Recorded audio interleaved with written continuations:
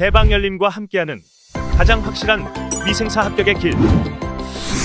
위생사 강의 진행 18년차. 수많은 합격생들이 추천하는 전문 강의. 열림위생사 제2판 대표저자 3인. 가장 진화된 최신 위생사 수험서.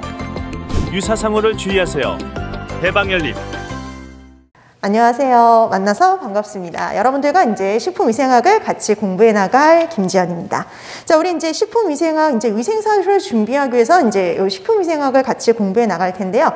우리 뭐 위생사에도 식품위생이 있고, 그 다음에 영양사에도 식품위생이 있고, 이렇게 식품위생을 이렇게 시험 과목에 넣어놓는 것들이 꽤 많거든요. 근데 이게 어떤 시험이냐에 따라서 목적에 따라서 이제 나오는 문제 유형들이 조금 차이가 있다라고 생각을 해주시면 될 것 같아요. 자, 우리 이제 오늘은 첫 시간이니까 이게 이제 어떻게 이제 수업이 진행이 될지, 그 다음에 어떻게 이렇게 식품위생 과목을 준비할지를 간단히 좀 설명을 드릴 건데요. 우리 책 8페이지 잠깐 보시면 거기 시험 안내가 나와 있거든요. 그러니까 여러분 뭐 이제 위생사를 준비하고 계시니까 어떤 시험 과목들이 있고, 그다음에 몇 문항이 출제되고 이런 건 다 알고 계실 거예요. 그래서 여러분들 뭐 보시면 1, 2교시는 필기입니다. 그래서 총 5과목을 보는데요. 그래서 1, 2교시 5과목이 출제되는데 그 중에 이제 1교시에 있고, 그다음에 2교시 있고, 3교시 있는데 그 중에 2교시 과목에 식품위생학이 들어가 있어요. 근데 이게 총 몇 점 만점이냐 봤더니 얘는 40점 만점이죠. 같이 보는 공중보고는요 35점이에요. 그래서 75문항입니다. 75문항인데 시험 시간 보세요. 몇 분이에요? 65분밖에 안 돼요. 그러니까 이게 75문항을 다 시험 문제를 풀고 답안까지 작성을 하는데 65분이에요. 그렇기 때문에 이걸 가지고 딱 봐도 느껴지는 게 있어요. 문제가 되게 단순하다라는 거예요. 그래서 대다수의 문제가 되게 단순하게 단답형으로 출제되는 문제들이 대다수고요. 그 다음에 이제 어쩌다 한 문제씩 옳은 것을 찾아라 라는 좀 긴 문항이 나오는데 그거보다는 대다수는 단답형 문제 이렇게 보시면 돼요. 그래서 75문항이지만 65분 동안 문제를 다 풀고 답안 작성하고도 시간이 남아요, 실제. 그래서 문제가 되게 단순하게 출제되는 것이 대다수라고 생각하시면 됩니다. 자, 그 다음에 이 식품위생은요, 필기에만 존재하는 게 아니라 어디에도 있냐면 실기에도 들어가 있어요. 그래서 우리가 실기는 3교시 때 보게 되는데 실기는 3과목이 합쳐져 있는 거라 보시면 돼요. 첫 번째 뭐가 있냐면 환경위생. 환경위생 들어가 있고요. 식품위생 들어가 있고요. 그 다음에 위생 곤충이 들어가 있어요. 그래서 실기는 그래서 그 공중보건하고 법규가 빠지고 이 3과목으로 구성이 되어 있는데 시험 문제 순서가 이렇게 나와요. 먼저 환경위생 문제 나오고, 그 다음에 식품위생 문제 나오고, 그 다음에 식품위생 문제 끝나면 위생 곤충 이렇게 해서 나와 있는데 시험 이렇게 과목이 분류가 되어 있진 않지만 이렇게 딱 문제를 보면 이게 식품위생 문제인지 환경위생 문제인지를 구분할 수가 있어요. 그 중에서 식품위생 문제는 14문항 출제가 됩니다. 그래서 40문제 중에 14문제는 식품위생 문제 이렇게 생각하시면 돼요. 자, 이렇게 해서 이제 여러분들이 보시면 되는데 1, 2교시 합쳐서 여러분들이 180점이고요. 그 다음에 얘가 40점인데 기본적으로 60% 이상을 맞아야지 합격을 하실 수가 있어요. 그래서 필기 같은 경우에는 108점 이상을, 그 다음에 실기 같은 경우에는 24점 이상을 맞아야지만 합격이 가능해요. 그 다음에 여러분 또 주의할 게 있어요. 이게 108점 이상이어도 각 과목이 40%가 안 되면은 떨어질 수가 있어요. 분명히 나는 180점 만점에 120점인데 왜 떨어졌을까? 각 과목이 40% 이상을 맞아야 되는데 40%가 되지 않았을 때 떨어질 수가 있어요. 근데 그렇게 해서 떨어지는 것보다는 보통 60%가 안 돼서 떨어지는 게 대다수다라고 생각하시면 될 것 같습니다. 자, 그러면 식품위생은요, 필기도 준비하고 실기도 준비해야 된다는 소리가 되는데, 그러면 필기, 실기 준비를 할 때 어떻게 하느냐? 그래서 우리가 보통 필기를 먼저 진도를 나가고요. 그 다음에 실기를 할 거예요. 그래서 우리가 8주, 8주로 구성이 되어 있는데요. 그 중에 6주가 필기예요. 그 다음에 2주 동안 실기를 해요. 그럼 우리가 실기 문제집도 꽤 두꺼운 편인데 2주밖에 안 되냐? 그 내에 다 풀 수가 있는 게 그 이유가 필기와 실기는 완벽하게 다른 공부가 아니에요. 그래서 우리가 필기를 공부하면 무슨 공부도 같이 이루어지는 거냐면 실기 공부도 같이 이루어지는 거예요. 그래서 우리가 필기 공부를 제대로 해두게 되면은 실기는 나중에 그림이나 사진이나 그래프 이런 것들을 확인하면 되는 거기 때문에요. 필기, 실기 공부는 따로가 아니라 같이다라고 생각하시면 돼요. 그러니까 예를 들어서 이런 유형이에요. 예를 들어서 이제 앞으로 공부할 것 중에 뭐 장염 비브리오 균이 나와요. 자, 이 장염 비브리오균 하면은 필기에서는 이런 걸 공부해요. 이 균은 그람 음성의 통성염기성 간균이고 얘는 봤더니 포자를 만들지 않고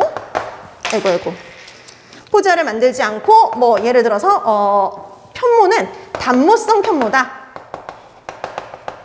이런 걸 공부하는 거예요. 그 다음에 얘는 소금을 좋아하는데 3% 염농도를 좋아하는 오염균이다. 이런 식으로 필기에서는 이런 걸 공부를 해요. 근데 이게 실기에서 시험 문제가 나오면 어떻게 나오느냐? 사진이 주어져요. 간균, 막대기 모양에다가 편모가 이렇게 하나 이렇게 주어져 있는 사진이나 그림이 주어지고 이 균이 뭐냐 이렇게 물어봐요. 그러면 우리 여기서 편모 하나밖에 없고 그다음에 간균이다 라고 하면 장염 비브리오균을 찾을 수가 있는 거죠. 말로 배우면 필기고요. 이게 사진이나 그림으로 나오면 실기다 이렇게 생각하시면 되는 거예요. 그 다음에 여기 3% 호염균이다 이렇게 공부했잖아요. 필기에서는 말로. 근데 이게 실기에 가면은 이쪽이 염농도 여기다가 균수 이렇게 해서요. 그래프가 이렇게 그려져요. 그리고 여기가 3% 이렇게 되어 있거든요. 3% 염농도에서 제일 잘 증식하는 균이 누구냐 이렇게 물어보는 거예요. 그래서 이렇게 말로 나오면 필기고요. 그래프로 나오면 뭐냐면 실기라고 보시면 돼요. 그래서 필기, 실기 공부가 따로 있는 게 아니라 필기를 공부하면서 실기도 같이 공부한다 라고 생각하시면 돼요. 그래서 우리가 필기 공부할 때 잘 공부해두면, 잘 정리해두면 실기는 거의 거저 가져가는 거, 나중에 그림이나 사진만 확인하면 되는 정도라고 생각하시면 됩니다. 자, 그래서 우리 필기를 그래서 좀 더 시간을 많이 투자하는 거고요. 그다음에 이제 실기는 이제 나중에 조금 이제 플러스 알파로 봐야 되는 그림, 사진 이런 것들을 좀 확인하는 정도라고 생각해 두시면 될 것 같아요. 자, 이렇게 해서 우리가 주로 필기 위주로 하고 나중에 가서 이제 실기를 조금 더 플러스 알파로 본다라고 생각을 해주시면 될 것 같습니다. 자, 그 다음에 이제 뭐 우리 합격률을 보면은 거의 40, 50%거든요. 정말 어쩌다 한 번씩 30%가 나오는데 그때는 정말 어렵다라고 느껴질 정도로 보시면 되고요. 보통은 40, 50%라고 보시면 돼요. 그래서 40%, 50% 이 정도 되면 풀만한 상태라고 생각하시면 돼요. 그래서 보통 이제 작년도 그렇고 이제 한 40%, 50% 되면 괜찮았다, 풀만했다라는 말을 주로 하십니다. 자, 근데 우리가 이게 문제가 어렵게 나오든 쉽게 나오든 너무 신경 쓰실 필요가 없어요. 기본적인 것만 잘하면 손쉽게 합격하실 수가 있기 때문에 여러분들이 뭐 어렵게 나왔다, 쉽게 나왔다 너무 신경 쓸 필요는 없다라고 보시면 됩니다. 자, 그럼 이제 우리가 식품위생 첫 시간이니까 이제 첫 들어가야 되는데요. 자, 우리 거기 맨 앞에 이제 차례가 있어요. 그렇죠? 식품위생. 거기 보면은 챕터가 총 5개로 나눠져 있죠. 실제로는 시험 영역은 그거보다 조금 더 많이 7개의 영역으로 나눠져 있어요. 그래서 우리가 원래 시험 영역은 거기에 나와 있는 첫 번째, 두 번째, 세 번째, 네 번째, 5번째 말고도요. 6번째에 GMO하고 방사선조사, 그 다음에 7번째 해썹 이렇게 나와 있는데 그래서 총 7개의 영역인데요. 근데 이게 요 2개, GMO하고 해썹 파트가요, 양이 얼마 되지를 않아요. 그래서 그냥 우리 책에서는 여기를 첫 번째 영역에다 다 그냥 묶어놔 버렸어요. 얼마 되지 않아서. 근데 실제적으로 이렇게 영역은 총 이렇게 7개 영역으로 나눠진다라고 생각하시면 됩니다. 자, 그럼 이제 얘네들이 어느 정도 시험 문제가 출제되는 거냐 보면은요, 이게 지금 공개가 됐잖아요. 자, 재작년부터 이제 공개를 하고 있어요. 그래서 이제 공개 2년차에 들어왔는데요. 공개 2년차, 공개되기 전에도 어떤 문제들이 나왔는지 뭐 비율은 대충 비슷한데 공개되고 나서 정확하게 보면은 첫 번째 식품위생의 개요 파트에서는 보통 2문항 정도가 출제가 돼요. 2문항. 그러니까 해썹이라든지 뭐 이제 GMO 이런 거 빼고 2문항. 자, 그다음에 식품 미생물 파트에서는요, 8문제가량이 출제가 됩니다. 8에서 9문제. 8에서 9문제. 자, 그 다음에 세 번째 식중독 파트가 제일 중요하거든요. 여기가 바로 15에서 16문제가 출제가 돼요. 그래서 이렇게 되는 거예요. 만약에 식품과 미생물 파트에서 8문제 나오면 식중독에서 16문제가 출제가 되는 거고요. 만약에 식품과 미생물 파트에서 9문제가 출제되면 식중독에서 15문제가 나오는 거예요. 자, 그 다음에 네 번째 뭐가 있느냐면 네 번째는요. 식품과 감염병. 감염병하고 기생충 파트인데 여기는 8문제가 출제가 됩니다. 8문제. 그리고 다섯 번째 있는 첨가물 있죠. 이 첨가물에는 4문제가 출제가 돼요. 그리고 GMO 방사선조사에선 1문제예요. 이게 또 재밌는 게 둘 중에 하나만 나와요. GMO가 나올 수도 있고 방사선조사가 나올 수 있는데 둘 중에 하나. 그래서 작년, 재작년에는 다 방사선조사만 시험 문제가 출제가 됐어요. 근데 그 전에는 GMO가 나왔었어요. 자, 그 다음에 해썹에서는 항상 2문항 출제가 됩니다. 자, 그래서 이렇게 전체적인 문항수를 보면은 제일 중요한 파트는 바로 뭐냐면 식중독 파트라고 보시면 될 것 같아요. 그래서 식중독 파트가 가장 중요하고요. 그 다음이 이제 식품과 미생물 파트라고 보시면 되죠. 여기가 가장 주요해요. 그래서 중요한 거 이렇게 세 가지를 묶으면 요 가운데는 요 세 가지입니다. 자, 그래서 식품과 미생물, 그 다음에 식중독, 그 다음에 감염병, 기생충 파트가 중요하다라고 생각하시면 될 것 같아요. 자, 그러면 이제 뭐 여러분들이 여기에 있는 일반적인 내용들을 공부하시면 충분히 좋은 성적을 획득하실 수가 있고요. 우리가 60% 이상을 맞아야 되는데 충분히 24점 이상 맞는 거 그렇게 어렵지가 않습니다. 그래서 열심히만 하면 충분히 좋은 성적을 거두실 수가 있어요. 자, 그럼 이제 우리가 식품위생학 이렇게 기본적으로 비중에 따라서 수업이 진행이 될 수밖에 없긴 한데요. 기본적으로 수업은 기본 이론 수업을 갈 거예요. 그래서 우리가 지금 나와 있는 교재로 수업을 하다 보니까 문제, 답이라든지 해설이 정말 잘 나와 있거든요. 그래서 굳이 수업 시간에 문제를 풀 필요가 없어요. 그래서 수업은 기본 이론 위주로 진행이 된다라고 보시면 돼요. 기본 이론. 그래서 기본적으로 여러분들이 반드시 알아야 될 내용, 주로 나오는 시험 문제 유형 이런 것들을 가르쳐 드릴 거예요. 그래서 기본 이론을 중심으로 수업을 진행을 하고요. 여기다 플러스 문제를 아예 안 보는 건 아닌데 문제의 답을 확인하진 않아요. 왜냐면 답이 다 나와 있으니까 경향을 보는 겁니다.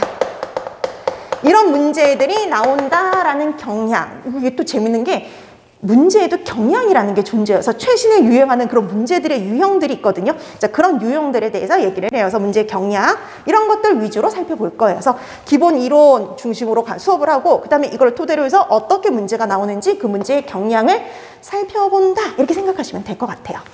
자, 그 다음에 이제 두 번째는 제일 중요한 게 복습이에요. 뭐니 해도. 이게 나중에 이제 여러분들이 과목도, 그 다음에 이제 분량도 꽤 되다 보니까 나중에 한 번에 이렇게 복습하려면 되게 어렵거든요. 그래서 되도록이면 그날 한 내용은 집에 가서 다시 한번 정리해 두기, 다시 한번 복습해 두기, 이렇게 보시면 되고요. 복습할 기회를 한 번 더 드립니다. 그래서 다음 시간부터는요, 복습 프린트물이 또 하나 나갈 거예요. 이 복습 프린트물은 문제로 구성이 되어 있다라고 보시면 되는데요. 10문제에서 한 20문제 사이로 문제가 구성이 되어 있어가지고요. 지난 시간에 공부했던 것들 있죠. 그래서 지난 시간에 공부했던 걸 다시 문제를 통해서 복습하는 시간을 가질 거예요. 그래서 이런 시험 문제가 나오게 되면 이제 이 정도는 풀 수 있을 정도 이렇게 공부해 둬야 될 그런 문제들로 구성이 되니까요.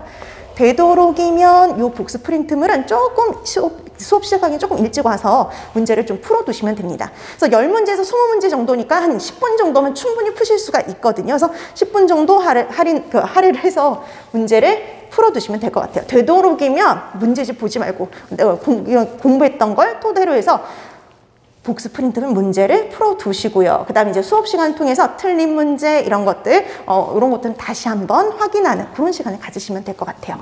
자, 그래서 이렇게 수업이 진행이 되다 보니까 이걸 충분히 활용을 하게 되면요. 복습에 또 복습을 하다 보니까 저절로 이제 그 머릿속에 이 내용들이 각인이 될 수가 있어요. 그래서 되도록이면 수업 시간을 잘 활용을 해주시면 좋을 것 같습니다. 자, 이렇게 해서 수업이 진행된다라고 확인해 두시면 되겠고요. 오늘은 첫 시간이니까 첫 번째 챕터 식품위생의 개요부터 들어가는 거죠. 자, 식품위생의 개요 들어가도록 할게요. 근데 여러분 우리 그 챕터에 보니까 식품위생의 개요 옆에 해썹, GMO 이렇게 나와 있죠. 그래서 아까도 말씀드렸듯이 뒤에 있는 내용이 얼마 안 되니까 그 앞에다가 다 묶어놨어요. 자, 그럼 이제 식품위생의 개요 파트 들어가는데요. 여러분 책 422페이지입니다. 자, 422페이지 식품위생의 개요 이렇게 들어갈게요. 자, 그럼 식품위생의 개요 파트가 나오는데요. 여기도 한번 한마디 하고 갈게요. 식품위생의 개요 파트가 우선 식품위생의 개념 잡는 것부터 시작하죠. 정의, 그 다음에 위의 요인, 그리고 독성검사. 크게 보면 이거예요. 그래서 식품위생의 개요 파트는 크게 보면 정의, 위의 요인, 독성검사 이렇게 나눌 수가 있는데 개요 파트에서 아까 2문제 출제된다 그랬죠.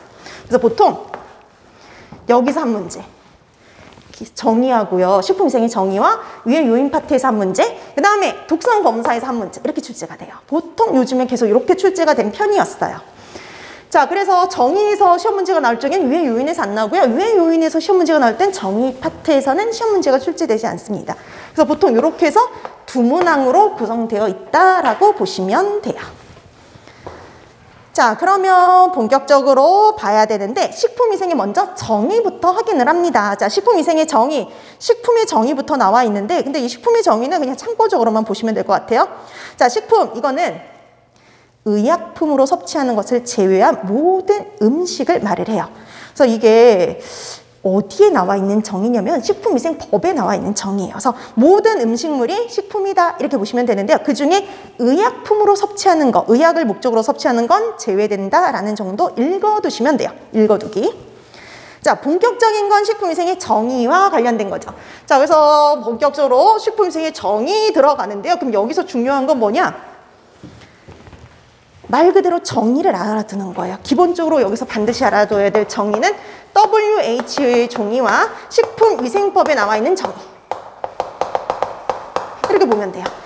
자, 그런데 우리 거기 정의를 봤더니 이렇게 되어 있죠. 어원부터 나와 있어요. 이걸 넣어둔 이유가 있어요. 이거 딱 한 번 나온 적 있어요. 딱 한 번. 딱 한 번 어원과 관련된 시험 문제가 출제가 됐습니다. 그래서 중요도는 조금 떨어지긴 하지만 나왔으니까 한번 언급은 해뒀는데요. 한번 보세요. 식품위생이라고 처음 이렇게 쓴 사람이 있어요. 장자예요. 장자가 지편 경상초에서 최초로 식품위생이라는 단어를 썼어요. 위생이라는 단어를 처음 쓴 거죠. 그래서 이게 예전에 한번 시험 문제 나온 적이 있어요. 뭐가 나오냐면 식품위생을 처음으로 쓴 사람이 누구냐 이런 형태로 시험 문제가 나온 적이 있습니다. 그래서 장자라는 정도 생각해 두시면 되겠고요. 자, 그것은 뭐 이제 그 기본으로 알아두시면 되고 중요한 건 그 다음이죠. WHO의 정의와 식품위생법에 나와 있는 정의요. 자, WHO의 정의부터 볼게요. 자, WHO에서는 식품위생을 어떻게 정의하고 있냐면요. 식품의 생육, 생산, 제조로부터요. 인간이 섭취되기까지 모든 단계에서 식품의 안전성, 건전성, 완전 무결성을 확보하기 위한 모든 수단이다. 이렇게 정의를 내려놓고 있어요. 그럼 포인트는 뭐냐? 처음부터 끝까지 다 보는 거죠. 식품을 생육하는 단계부터 생육하고 제조하고 생산하는 단계부터 시작해서 마지막 사람이 섭취하기까지 모든 단계를 관리하겠다는 거죠. 모든 단계에서요. 식품의 안전성, 건전성, 그리고 완전 무결성을 확보하기 위한 수단을 가지고 식품위생이다라고 정의를 하고 있어요. 그 포인트가 되는 내용이 이건 거죠. 안전성, 건전성, 완전 무결성을 확보하기 위한 모든 수단을 식품위생으로 정의하고 있습니다. 그래서 그 포인트가 되는 단어들을 기억하시면 돼요. 자, 그래서 가로놓기라든지 아니면 정의 자체가 잘 나오니까요. 이 내용을 기억해 두시면 되죠. 자, 그 다음에 두 번째 식품위생법에 나와 있는 정의입니다. 자, 우리나라 식품위생법에서는 어떻게 식품위생을 정의하고 있느냐? 식품에 들어가는 첨가물, 기구, 용기, 포장을 대상으로 하는 음식물에 관한 위생이다. 이렇게 되어 있죠. 대상이 나와 있어요. 그래서 우리가 식품위생법이니까 당연히 식품은 들어가잖아요. 근데 이 식품 말고도 식품에 들어가는 첨가물,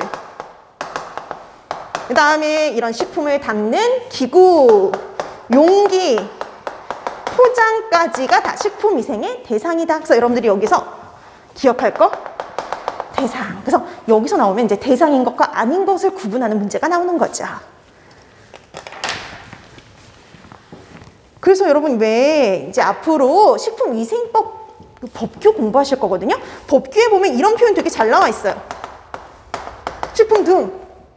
그래서 법규에 식품 등이라고 표시되어 있는 건요, 생략이 된 거죠. 뭐가 생략되느냐? 식품 첨가물, 기구, 용기, 포장이 생략이 된 거예요. 그래서 식품위생법에서는 항상 기본이 식품 첨가물, 기구, 용기, 포장이 기본이다라고 보시면 돼요. 자, 이렇게 해서 여러분들이 식품위생법에서는 대상을 잘 정리해 두시면 되겠습니다. 자, 그 다음에 거기다 플러스 식품위생의 목적이 나와 있는데 이것도 식품위생법에 나와 있는 목적이에요. 자, 식품위생법에 식품위생의 목적을 뭐라고 얘기하냐면 식품으로 인해서 생기는 위생상의 위해를 방지하고요. 식품 영양의 질적 향상을 도모함으로써 식품의 올바른 정보를 제공해서요, 국민 보건 증진에 이바지하는 걸 목적으로 합니다. 그래서 이게 위생사에선 나온 적은 없는데 영양사에서는 또 이 문제가 나온 적이 있거든요. 다음 중 식품위생의 목적이 아닌 것은 이런 형태로요. 그래서 식품위생의 목적 봐두시는데요. 이거는 솔직히 이제 위생에서 나오기보다는 법규에서 나와요. 법규. 그래서 식품위생 법규에서는 식품위생의 목적이 나올 수 있으니까 이거는 법규에서 봐두시면 될 것 같습니다. 우리 쪽에서는 읽어만 두시고. 자, 그 다음에 이제 봐야 될 게 바로 위해 요인이요. 지금 이게 2020년, 2021년 다 위해 요인에서 시험 문제가 출제가 됐어요. 2019년에도 위해 요인에서 시험 문제가 출제가 되었는데 이거는 분류하는 문제가 나옵니다. 분류. 우리가 식품에 위해가 될 만한 요소를 3가지로 분류를 해요. 어떻게 분류하느냐? 내인성, 외인성, 유기성, 이렇게 분류하는데 이걸 분류하는 시험 문제가 출제가 돼요. 다음 중 내인성 찾아라, 외인성 찾아라, 유기성 찾아라, 이런 형태로 출제가 돼요. 다 시험 문제에 나왔던 유형들입니다. 자, 그러면 하나씩 가는데요. 우선 먼저 내인성부터 보도록 할게요. 자, 내인성은 식품 자체에 함유되어 있는 유독, 유해 성분을 말을 해요. 이거 뭐예요? 식품 자체에 들어있는 성분, 이렇게 보시면 돼요. 누가 집어넣은 것도 아니고 중간에 만들어진 것도 아니고 식품 자체에 원래 들어있는 성분, 이렇게 보시면 되는데 가장 대표적인 게 자연독들이요. 식물성, 동물성, 자연독. 그래서 우리 나중에 뒤에 가면 식중독에서 자연독 공부할 거거든요. 그런 식물성, 동물성, 이런 자연독들이 여기 들어간다라고 보시면 돼요. 그래서 여러분, 이 식물성 자연독의 가장 대표적인 애가 바로 뭐 있어요? 독버섯의 독성분. 독버섯의 독성분이요. 그 다음에 감자 싹이 난 데에도 독성분 있죠. 감자 싹이 난 데에 들어있는 솔라닌, 이런 것 등이 대표적이에요. 식물성 식품에 들어있는 거. 그 다음에 아미그달린 같은 시한배당체들, 이런 것들이 대표적이에요. 그래서 이런 것들이 원래 식물성 식품에 들어있는 대표적인 독성분들이죠. 그러면 동물성 식품에도 들어있거든요. 동물성 식품에 들어있는 대표적인 독성분 이러면 뭐가 여기에 들어가느냐면요, 바로 보고독이요. 들어보셨죠? 보고독이 테트로톡신이라든지 그다음에 조개독, 이런 것들이 원래 식품에 들어있는 대표적인 독성분들, 이렇게 보시면 돼요. 그다음에 여기에다가요, 생리작용물질도 있거든요. 근데 생리작용물질이 되게 많지만 우리 보기로 주로 나오는 건 누구냐? 식이성 알레르겐이요. 식이성 알레르겐이 뭐냐면 알레르기를 유발하는 물질이요. 사람마다 좀 다르긴 하지만 예를 들어서 토마토를 먹고 복숭아를 먹고 알레르기 반응이 일어나는 사람들 있죠. 그런 건 다 식품에 원래 들어있는 성분 때문에 그러거든요. 그 식품에 들어있는 그 성분을 알레르기를 유발한다 그래서 알레르겐, 이렇게 얘기를 해요. 그래서 이런 식물성, 식이성, 이런 알레르겐, 이런 애들이 원래 식품에 들어있는 독성분, 이렇게 보시면 됩니다. 자, 그 다음에 외인성은요, 이렇게 생각하시면 돼요. 원래부터 있던 게 아니라 외부에서 들어온 거예요. 그래서 외부로부터 유입, 혼입되고 오염된 경우를 가지고 외인성, 대다수가 여기에요. 대다수가 외인성이다. 그래서 여러분 이게 재밌는 게 내인성하고 유기성을 구분을 하면 나머지는 다 외인성이에요. 나머지는 다 외인성이라고 생각하시면 돼요. 그래서 우리 나중에 화학성 식중독에서 공부하는 거 다 여기에 해당이 되고요. 그다음에 일반적인 식중독 다 여기에 해당이 돼요. 그래서 미생물도 다 여기에 해당이 돼요. 미생물. 그래서 미생물이라는 게 원래 식품에 들어있는 게 아니라 오염이 되는 거거든요. 그래서 세균이나 바이러스나 아니면은 곰팡이 이런 미생물들. 그다음에 기생충. 그래서 그래서 식중독균, 감염병균 같은 이런 미생물뿐만 아니라 기생충도 들어오는 경우죠. 외부로부터 들어오는 오염되는 경우. 그 다음에 또 뭐 있을까요? 우리가 뭐 대표적으로 나와 있는 뭐 화학성 유해물질들, 화학성 식중독에서 공부하는 것들 다 여기에 해당이 된다라고 보시면 돼요. 그래서 미생물, 기생충, 그다음에 우리가 화학성 식중독에서 나중에 공부할 것들이 다 여기. 그래서 유해 금속이라든지 뭐 농약이라든지 방사성 물질이라든지 외부에서 오염될 수 있는 건 다 여기에 해당이 된다라고 생각하시면 됩니다. 그 다음에 마지막 유기성이 있거든요. 이 유기성 되게 특이한 건데요. 유기성은 어떤 애들이 유기성이냐면요. 얘는 분명히 내인성은 식품 자체에 들어있는 거죠. 얘는 외부로부터 들어온 거죠. 그럼 둘 중에 아무것도 아닌 애가 하나 있는데 이게 어떤 경우냐면 중간에 만들어지는 경우예요. 우리가 식품을 제조하거나 가공하거나 뭐 가열하거나 저장하는 과정 중에 생성되는 물질을 유기성 이렇게 표현을 합니다. 그럼 이런 유기성 유해 요인의 대표적인 게 뭐냐면요. 산화유지요. 산화된 유지. 우리 신선한 기름에는 없는데 유지가 산화가 되면요. 과산화물 같은 유해물질들이 만들어져요. 자, 그 다음에 또 어떤 것들이 대표적이냐. 보기로 어떤 것들이 또 잘 나오냐면요. 벤조피렌. 이게 보기로 잘 나와요. 그럼 벤조피렌이라는 건 뭐냐면요. 탄 음식이요. 여러분 왜 갈비 구워 먹을 때 숯불에 갈비 구워 먹으면 음식이 잘 타죠. 양념 때문에. 이런 탄 음식에서 발생하는 발암성 물질이 있는데요. 이렇게 가열하는 과정 중에 생기는 거예요. 그게 바로 벤조피렌. 자, 그 다음에 또 어디에 들어있는 게 있느냐. 우리 감자 좋아하세요? 감자 튀길 때도 유독물질이 만들어져요. 아크릴 아마이드. 자, 감자 같은 애들을 고온으로 조리할 때 만들어지는 유독물질 아크릴아마이드. 그래서 우리 뭐 맥도날드나 이런 데 파는 그런 감자튀김 만들 때 이런 애들 많이 만들어지죠. 아크릴아마이드 같은 애들. 자, 그 다음에 또 어떤 애가 있냐면 여러분 햄에도요 발암성 물질이 만들어질 수 있어요. 그래서 햄, 그다음에 뭐 베이컨 이런 거 제조할 때 만들어지는 발암성 물질인 니트로사민. 그 다음에 알코올 발효할 때도 독성분이 만들어지거든요. 알코올 발효 시에 만들어지는 메탄올. 이런 애들이 대표적인 유기성 유해 요인들이에요. 그래서 아크릴 아마이드, 벤조피렌, 산화된 유지, 니트로사민 다 보기로 나왔던 애들이라고 보시면 돼요. 자, 그래서 이런 것들이 나오면 유기성 유해 요인. 그 다음에 식물성, 동물성, 자연독, 그다음에 식이성 알레르겐이 나오면 내인성. 그 외에 거의 대다수는 외인성이다. 외부로부터 오염되는 경우다. 라고 분류를 해두시면 돼요. 자, 그래서 이런 유해 요인과 관련해서는 이렇게 분류 문제가 주로 출제된다. 라고 생각해 두시면 되겠습니다. 자, 이렇게 해서 우리가 먼저 식품위생의 정의와 식품의 유해 요인들을 봤고요. 그 다음에 이제 봐야 될 게 바로 독성 검사예요.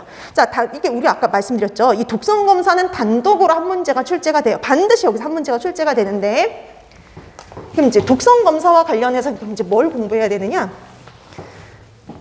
용어들을 좀 알아두셔야 돼요. 용어. 자, 그래서 두 번째 이제 여러분들이 세 번째 공부할 거 독성 검사. 자, 독성 검사는 일반 독성 시험하고요.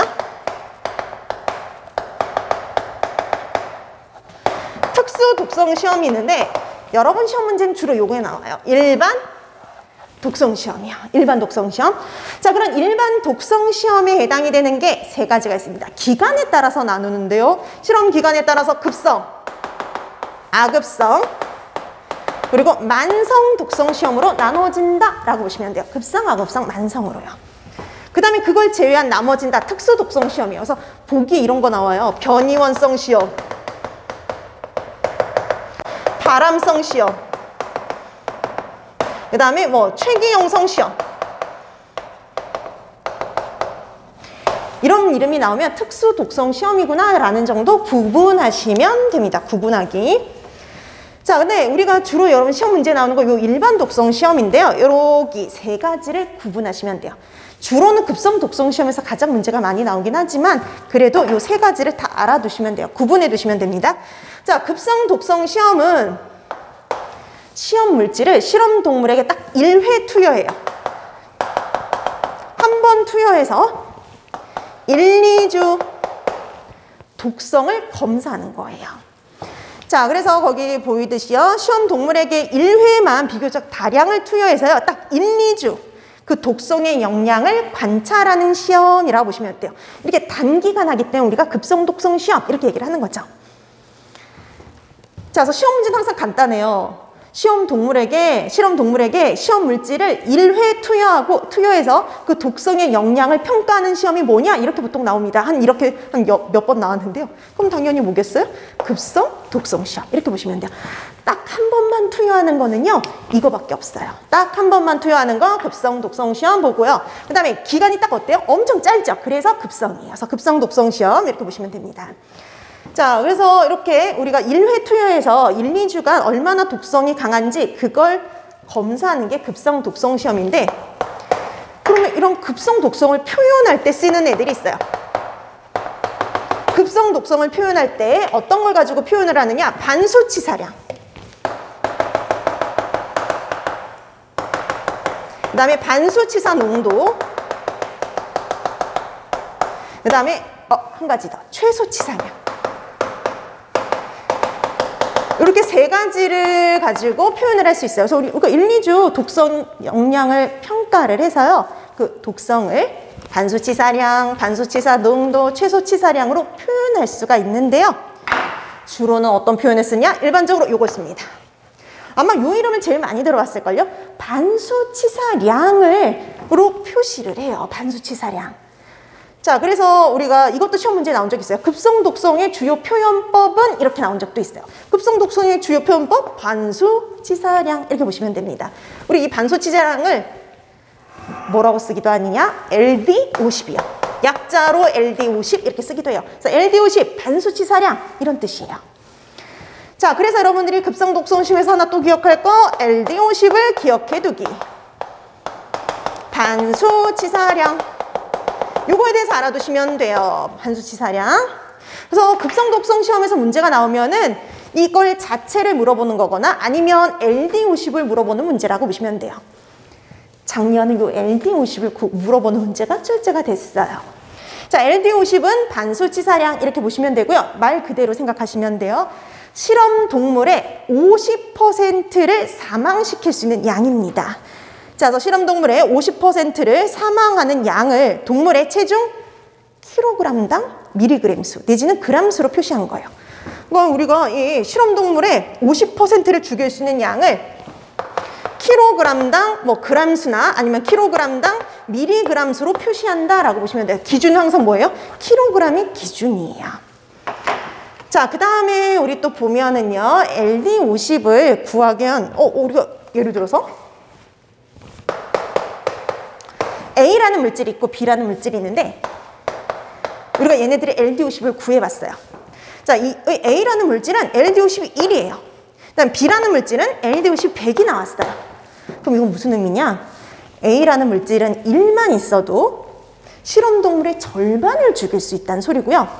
자, 근데 그에 비해서 B라는 물질은 100이 있어야지만 실험동물의 절반을 죽일 수 있어요. 그럼 누가 더 독성이 강한 거냐면요. 조금만 써도 절반을 죽일 수 있는 A가 훨씬 독성이 어때요? 크다라고 표현을 합니다. 그래서 보통 LD50은 작을수록 독성이 강하다라고 보시면 돼요. 자, 그래서 LD50은요. 수치가 낮으면 낮을수록 독성은 강해지는 거예요. 그래서 수치가 작을수록 조금만 써도 절반을 죽일 수 있는 거니까 수치가 작을수록 독성이 강한 것이다 라고 기억을 해두시면 됩니다. 자, 그래서 LD50 반수치사량의 의미, 그 다음에 이건 수치가 작을수록 독성이 강하다라는 뜻이라는 거 알아두시면 될 것 같아요. 자, 그 다음에 악업성에서는 되게 간단히 알아두시면 돼요. 얘는 동물 수명의 10분의 1입니다. 그래서 동물 수명의 10분의 1 정도를 독성 검사를 하는 거 이렇게 보시면 돼요. 그래서 흰지로 따지면 1 내지 3개월 정도라고 보시면 되죠. 그럼 이거 딱 중간에 끼었어요. 급성은 1, 2주 보죠? 그다음에 만성은 아까 보니 만성은 장기간 갔는데 보통 1, 2년이에요. 근데 얘는 어중간하죠. 그래서 이 아급성은 실제 만성 독성 시험 들어가기 전에 하는 예비 시험 성격을 갖고 있다라는 정도만 알아두시면 돼요. 자, 그래서 아급성은 동물 수명의 10분의 1 정도, 그다음에 만성 독성 시험의 예비 시험의 성격을 갖고 있다라는 정도만 알아두시면 됩니다. 그 정도만. 자, 그다음에 이제 마지막 만성이죠. 자, 만성은 시험 물질을요, 소량씩 투여하는 거예요. 소량씩 장기간 1, 2년을 투여를 해가지고요, 독성 영양을 평가하는 것이라고 보시면 됩니다. 그래서 장기간 투여한다 이 말이 나오면 만성 독성 시험 이렇게 보시면 될 것 같아요. 그래서 실험 동물을 소량씩 장기간 1, 2년 투여해서요, 어떤 장애, 중독이 일어나는지를 평가하는 것 이렇게 보시면 되죠. 그러면 여기도 시험 목적이 있어요. 우리 아까 보니까 급성 독성 시험은요, 뭘 구하는 게 목적이냐? LD50을 구하는 게 목적이었죠. 자, 만성 독성 시험은 뭘 구하는 게 목적이냐? 최대 무작용량. 그래서 만성 독성 시험은 최대 무작용량을 구하는 게 목적이다. 이렇게 기억하시면 돼요. 최대 무작용량. 그 최대 무작용량이라는 게 뭐냐면 동물이 평생 동안 먹어도 아무런 영향이 나타나지 않은 일일 최대 투여량을 의미를 해요. 그럼 이게 최대 무작용량을 구하는 이유가 있거든요. 이 최대 무작용량을 가지고 또 구해지는 게 있어요. 이거는 동물을 대상으로 한 거잖아요. 근데 이런 동물의 대상 말고 사람을 대상으로 하는 값이 있어요. 이런 최대 무작용량을 구하는 목적이 바로 ADI를 구하기 위해서요. 그래서 여러분들이 또 하나 ADI를 기억해 두셔야 돼요. 우리가 만성 독성 시험을 해서 최대 무작용량을 구하는 게 목적이 있어요. 이유가 있어요. 필요도 없는데 구하지는 않겠죠. 뭐 구하는 데 하기 위한 거냐면 ADI 이렇게 보시면 돼요. 요 ADI 우리말로 하면 일일 섭취 허용량.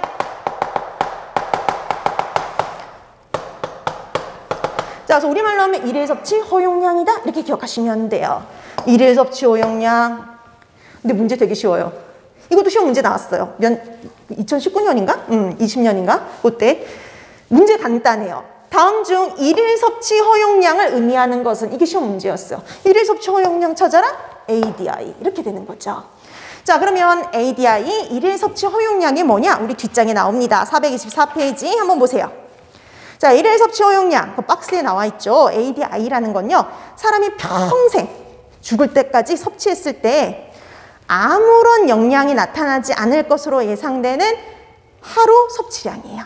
그러니까 우리가 평생 죽을 때까지 매일매일 먹어도요, 아무런 문제가 일어나지 않는 하루 섭취량, 이걸 가지고 ADI, 일일 섭취 허용량 이렇게 해야 됩니다. 근데 이걸 구하는 계산식도 있죠. 자, 계산식은 중요하진 않은데 뭘 가지고 구해지느냐? 우리 아까 구했던 최대 무작용량을 가지고요. 최대 무작용량을 가지고 구해져요. 근데 이 최대 무작용량은 동물을 대상으로 한 거기 때문에 사람에게 곧바로 적용할 수가 없어요. 그래서 안전계수라는 개념을 적용해 줍니다. 그래서 우리가 이 안전계수라는 개념을 적용해 주는데, 보통 이 안전계수는 얼마를 적용해 주냐면, 사람하고 동물하고 개체차가 있는데 보통 그걸 10배에 집어넣어줘요. 그 다음에 사람마다도 좀 다르죠. 사람마다의 개인차 10배. 그럼 총 몇 배예요? 100배예요. 100배. 그래서 보통 안전계수는 100을 사용하는 게 가장 일반적이다 이렇게 보시면 돼요. 자, 그래서 안전계수를 100으로 볼 적에 안전계수분의 1을 해주는 거죠. 그래서 우리가 최대 무작용량 곱하기 안전계수분의 1 해주시면 돼요. 근데 책에 따라서 이렇게 표현하는 책도 있어요. 최대 무작용량 곱하기 그냥 안전계수 이렇게 되어 있는 책도 있어요. 근데 이때는 수치가 100이 아니라 100분의 1로 들어가 있는 경우 이렇게 보시면 돼요. 그래서 보통은 다 이렇게 표현을 합니다. 그래서 안전계수분의 1 이렇게 얘기를 해줘요. 그래서 우리는 그것까지는 안 나오는데 혹시나 모르니까 한번 얘기를 하고 넘어가는데요. 혹시, 이건 정말 혹시예요. 혹시 최대 무작용량과 안전계수를 주어지고 ADI를 계산해 보세요 이렇게 나올 수가 있죠. 자, 예를 들어서 동물의 최대 무작용량이 2g/kg이었다. 그 다음에 항상 안전계수는 얼마 주느냐? 100을 줘요. 다른 값을 준 적이 없어요. 안전계수는 100이다. 이랬을 때 뭐 ADI를 구하세요. 그러면은 뭐 이거죠. 간단해요. 2g/kg 곱하기 100분의 1. 안전계수분의 1을 해주면 되죠. 자, 이렇게 해주면 계산을 하면 앞으로 두 칸만 가면 되니까 0.02g/kg이 되죠. 그래서 kg당 0.02g까지 먹을 수 있다. 평생 이렇게 먹어도 문제가 안 된다. 이렇게 결과값이 나오죠. 그래서 계산하라는 문제는 나온 적은 없지만 혹시나 모르니까 한번. 자, 그래서 이렇게 계산하는 공식도 존재한다라고 보시면 되는데 위생사 문제에서는 딱 여기 정도까지밖에 잘 안 나와요. 그냥 개념 물어보는 거예요. 그래서 약자 물어보는 거 은근히 잘 나옵니다. 그래서 LD50, 그다음에 ADI 얘네들이 뭘 의미하는지를 잘 파악해 두시면 될 것 같아요. 자, 이렇게 해서 여러분들이 독성 검사에서는요, 이런 것들 위주로 시험 문제가 출제가 돼요. 그래서 보통 여기 내에서 시험 문제가 출제된다라고 봐두시면 될 것 같습니다. 자, 그 다음에 이제 우리가 여기까지 해서 한 문제 그래서 두 문제 정도가 출제가 되고요. 그 다음에 해썹이 나와 있는데 해썹에서 두 문제가 출제가 돼요. 아까도 말씀드렸듯이 해썹에서 항상 꼬박꼬박 두 문제가 출제가 되고 있어요. 자, 그러면 해썹과 관련된 내용 보도록 할게요. 자, 해썹 하면 이게 우리말로 무슨 뜻인지를 알아두셔야 되는데 제가 아까 말씀드렸죠. 이렇게 약자 물어보는 시험 문제가 종종 출제가 된다고? 그럼 이렇게 물어볼 수도 있어요. 식품안전관리 인증 기준을 의미하는 것은 이렇게 나올 수가 있어요. 그래서 식품안전관리 인증 기준이다 그러면 해썹 이렇게 봐두시면 되죠. 자, 해썹은 원래 약자예요. 길게 말하면 하자드 어널리시스 크리티컬 컨트롤 포인트 이렇게 얘기를 해서요. 예전에는요, 얘가 이렇게 불렀어요. 하자드 어널리시스 크리티컬 컨트롤 포인트 이렇게 해서요. 위의 용소, 중점 관리 기준,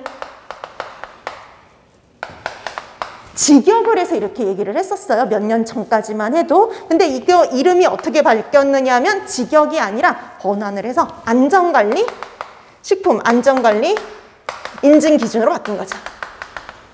자, 그래서 우리 영어는 바뀌지가 않았는데 이거를 번역하는 말이 바뀌었다라고 보시면 돼요. 그래서 예전에는 위의 요소 중점관리 기준에서 안전관리 인증 기준으로 바뀌었어요. 그래서 지금 현재는 안전관리 인증 기준이다 이렇게 봐두시면 됩니다. 자, 그러면 안전관리 인증 기준 하면은요, 거기 마크도 나와 있죠. 그래서 식약처 해썹 마크 보면 이렇게 생겼어요. 그래서 이렇게 인증을 받은 곳은 이렇게 해썹 마크를 부착할 수 있도록 하고 있다라고 보시면 됩니다. 자, 그러면 우리 해썹의 정의부터 나와 있는데 정의는 한번 읽어두시면 돼요. 자, 식품의 원료 관리 및 제조, 가공, 조리, 소분, 유통의 모든 과정에서요. 유해한 물질이 식품에 섞이거나 아니면 식품이 오염되는 것을 방지하기 위해서 각 가정의 유해 요소를 확인, 평가해서 중점적으로 관리하는 기준 이렇게 되어 있죠. 포인트가 되는 단어가 있어요. 원료 단계부터 마지막 유통되는 단계까지 모든 과정을 관리한다는 거. 모든 과정. 자, 그래서 모든 공정이 관리 대상이에요. 자, 그 다음에 위해 요소가 들어가는 걸요. 방지한다 그랬잖아요. 이거 사전에 방지합니다. 선조치의 개념이에요. 그래서 해썹의 특징은요. 예전에 있던 이런 위생체계와는 좀 다른 특징이 바로 모든 공정이 관리 대상이고요. 그다음에 선조치의 관리 방법을 착용하고 있다라고 보시면 돼요. 자, 그래서 특징 모든 공정을 다 관리하고 선조치의 관리 방식이다라고 보시면 돼요. 그 일이 터지고 나서 관리에 들어가는 게 아니라 처음부터 아예 사전에 차단하는 제도 이렇게 보시면 되죠. 자, 그 다음에 이런 해썹이 어떻게 구성이 되어 있느냐 보시면은요, 해썹은요 이렇게 구성이 되어 있어요. 이렇게 나눠지는 거예요. 해썹 하자드 어널리시스와 CCP로요. 하자드 어널리시스 그러면 위해 요소 분석이에요. 위해 요소 분석과 그다음에 CCP 크리티컬 컨트롤 포인트 중요 관리점으로 구성되어 있다 이렇게 보시면 돼요. 그래서 봤더니 해석은 별게 아니라 HA하고요 CCP로 구성되어 있는 거예요. 자, 그래서 위해 요소 분석 그리고 중요 관리점 CCP로 구성이 되어 있죠. 그래서 위해 요소 분석은요 생물학적, 화학적, 물리적 위해 요소를 말 그대로 분석해내는 거. 그 다음에 중요 관리점은요 위해 요소를 예방하거나 제거하거나 허용 수준 이하로 감소시킬 수 있는 공정이나 단계요. 그러니까 우리가 중점적으로 관리할 지점이라고 보시면 돼요. 자, 그 다음에 해썹 지원 프로그램이 있는데요. 요건 한번 읽어두시면 돼요. 자, 우리 해썹은 이걸 제대로 실행하려면요. 먼저 시설과 설비를 갖추고 있어야 돼요. 그 다음에 위생관리가 제대로 되고 있어야 되는데 그래서 요렇게 피라미드가 구성이 되어 있죠. 우리 책에 보니까 해썹을 제대로 실행하기 위해서는요. GMP, 엮거나 해서 SSOP를 준수함으로써요. 해썹을 제대로 실행할 수가 있어요. 그래서 요 GMP하고 SSOP 또 약자 나오죠? 이게 무슨 뜻인지 알아두시면 돼요. 자, GMP 그러면 우수 제조 기준. 그래서 뭐 적정 내지는 우수 제조 기준이에요. 그래서 우리가 위생적으로 식품을 만들려면 어떤 시설, 설비 이런 것들을 갖춰야 되는지와 관련된 우수 제조 기준, 적정 제조 기준이다 이런 의미라고 보시면 돼요. 자, 그다음에 SSOP라는 단어가 나오죠. 이거는 표준 위생관리 기준. 우리가 표준적으로 반드시 지켜야 되는 위생관리 기준 이런 건데요. 용수관리, 물관리 어떻게 할 거냐? 종업원 관리 어떻게 할 거냐? 작업장 관리 어떻게 위생적으로 할 거냐? 이런 것과 관련된 일반적인 위생관리를 의미한다라는 정도 봐두시면 돼요. 그래서 우리나라에서는 이 두 개를 묶어가지고요. 선행요건이라고 불러요. 선행요건을 만들어놨어요. 그래서 우리나라에서는 SSOP와 이 GMP를 묶어서 해썹을 위한 선행요건 프로그램이다라고 부르고 있습니다. 그래서 예전보다 조금 해썹에 대해서 더 얘기를 하고 가는데요. 왜냐하면 예전에는 위생사에서 이렇게 해썹이 그렇게 많은 문제가 출제가 안 되는데 계속적으로 두 문제씩 출제되다 보니까 문제가 계속 반복이 돼요. 그러다 보면 또 다른 문제가 나올 수가 있거든요. 그래서 여러분들이 이제 조금 다른 내용도 같이 봐두시면 좋을 것 같아서 설명을 좀 드립니다. 여러분 이 해썹은 어디서 처음 시작이 됐냐면 이렇게 처음부터 모든 공정을 관리를 하고요. 사전에 위해가 될 만한 요소를 완전히 방지를 해서 식품의 안전성을 확보하기 위한 것이잖아요. 그래서 이건 처음 시작이 우주인들을 위해서였어요. 나사에서 우주인을 위한 정말 안전한 식량을 개발하기 위해서 처음 시행이 된 게 바로 해썹이었다라고 보시면 돼요. 그래서 제일 먼저 시작한 나라 미국이요. 그래서 이거는 뭐 우리 쪽이 위생사에서는 안 나왔지만 영양사 시험에서 나온 적이 있어요. 해썹을 처음으로 적용한 나라가 어디냐? 이렇게 해서 시험 문제가 출제가 되는데 미국이에요. 미국 나사에서 가장 먼저 적용을 했다라고 보시면 됩니다. 그래서 최초로, 그러니까 이게 최초가 또 종종 나와요. 그래서 최초로 적용한 거 미국 이렇게 보시면 되겠습니다. 자, 그 다음에 이제 제일 중요한 게 남았어요. 바로 절차요. 여러분 이 절차 시험 문제는 정말 잘 나오는 시험 문제 중에 하나라고 보시면 돼요. 거의 매년 나오다시피 해요. 작년에도 나오고 재작년에도 나오고 맨날 한 문제는 절차에서 한 문제는 또 다른 데서 이렇게 보통 나와요. 그래서 하나는 절차, 하나는 뭐 개념 문제, 뭐 용어 문제, 뭐 정의 문제 이런 것들이 주로 출제가 됩니다. 그래서 한 문제 정도는 반드시 절차 문제가 나오는데 그래서 여러분들이 해썹의 절차 정확하게 알아두셔야 돼요. 제일 중요한 것 중에 하나입니다.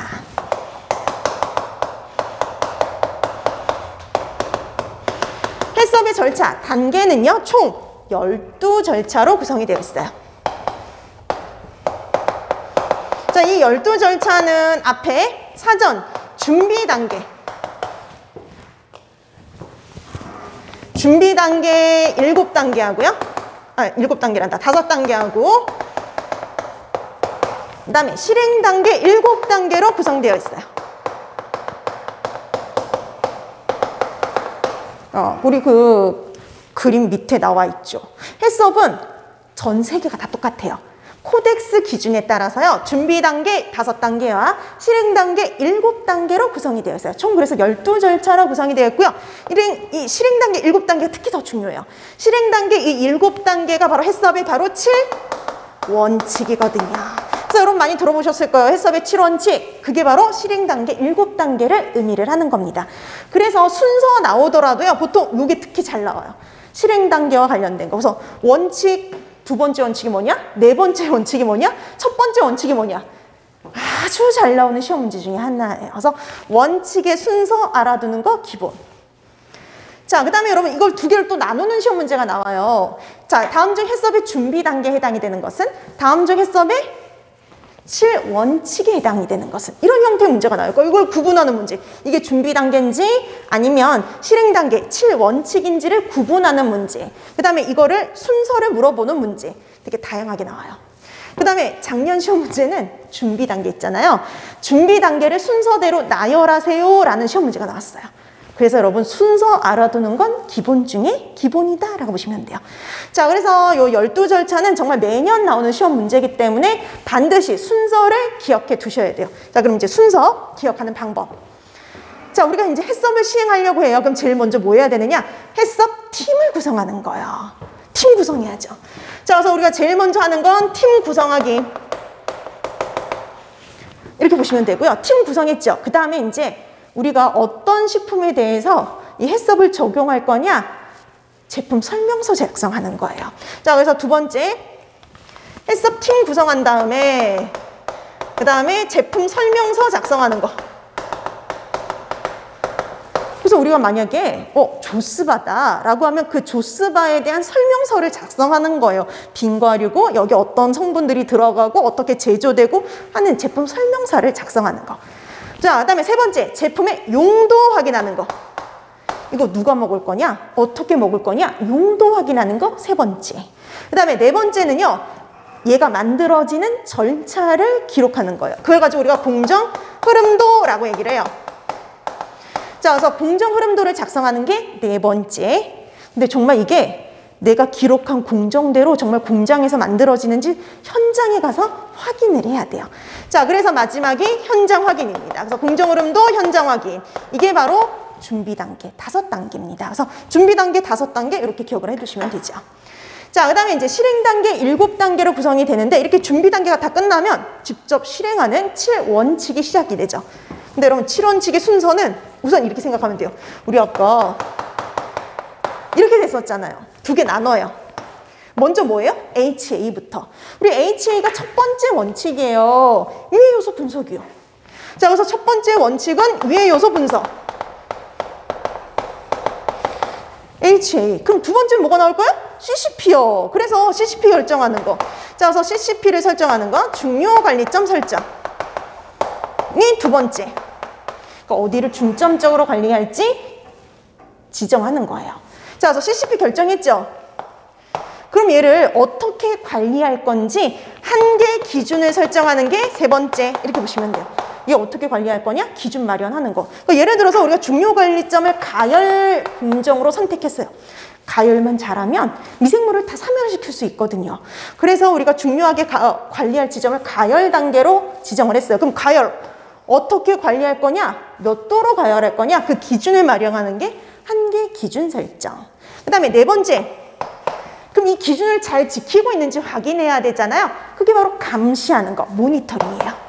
자, 그래서 모니터링 체계를 확립하는 게 네 번째 원칙. 이렇게 보시면 되고요. 감시했어요. 감시했는데 기준에서 벗어났거든요. 이런 기준에서 벗어났을 때 하는 조치, 개선 조치 방법을 결정하는 게 5번째 원칙. 자, 그 다음에 6번째하고 7번째는 요거하고 좀 관련 없는 건데 6번째는요. 우리가 이거 해썹을 제대로 현장에서 실행하고 있는지 정말 효과가 있는지 1년에 한 번씩 검증을 해요. 자, 그래서 6번째 검증. 그리고 마지막은 이렇게 생각하시면 돼요. 기록. 맨 마지막 기록하면 끝난다. 이렇게 보시면 되죠. 그래서 이것도 순서를 기억할 때 여러분들이 스토리를 만드는 거예요. 그래서 이거 HA, 그 다음에 CCP, 이거 어떻게 관리할 거냐? 기준 마련하기. 그 다음에 기준 잘 지키고 있느냐? 감시하기, 모니터링. 자, 그 다음에 모니터링 했는데 감시했는데 벗어났어요. 그럼 조치 취해야 되죠? 그럼 5번째 조치. 그럼 제대로 하고 있는지 검증하고 마지막은 기록이다. 이렇게 해서 스토리텔링을 해서 기억을 해두시면 돼요. 자, 이렇게 해서 순서 기억하는 건 기본 중에 기본. 그래서 매번 이렇게 순서 문제는 잘 나오는 문제 중에 하나서 지금 몇 년째 계속 순서 물어보는 문제 출제가 되고 있으니까요. 여러분들이 꼭 순서 기억해 두시면 될 것 같아요. 자, 그 다음에 이제 용어와 관련된 게 나오는데요. 이 용어도 잘 나오는 문제 중에 하나입니다. 그래서 절차에서 하나 나오면, 단계에서 하나 나오면 하나는 용어에서 시험 문제가 출제가 돼요. 그 용어와 관련된 거는 조금 쉬고 나서 본격적으로 들어가도록 할게요.